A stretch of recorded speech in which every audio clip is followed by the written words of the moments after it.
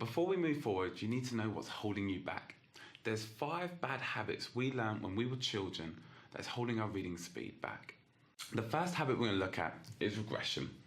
Now, we've all probably got to the end of a page and wondered, what have I just read? Or even worse, end of a sentence and wonder what we've just read. Reason for that is the lack of focus. Surprisingly, we spend about 30% of our time reading doing regression. Now, regression to a degree is beneficial for some topics, and I will elaborate a little bit further on in the course. However, for a lot of the time, we want to eliminate that.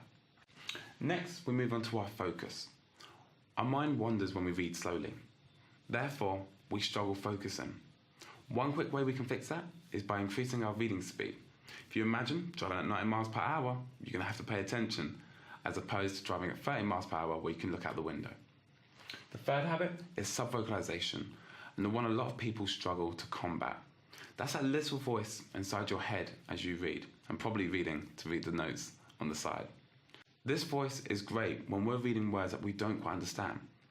But when we see a stop sign, we don't say the word stop in our head. We see the word, but we don't hear it. And this is something that we're going to have to train throughout the session. Simple stuff like low-level distractions, such as pressing the tongue to the top of your mouth as you read, or tapping on the table as you go along, will distract that little voice in your head and focus more on the matter at hand. The fourth one is fixations. Our eyes bounce as we read, but the average person has between 10 to 12 fixations per line, bouncing from every word. You can imagine that's extremely strenuous on your eyes. So we need to make your eyes more efficient so you can read longer. And finally, your peripheral vision, which is working at suboptimal level right now. At present, you can see me, but you can also see the notes towards the left of me. However, when we read one word at a time, and that is limiting us.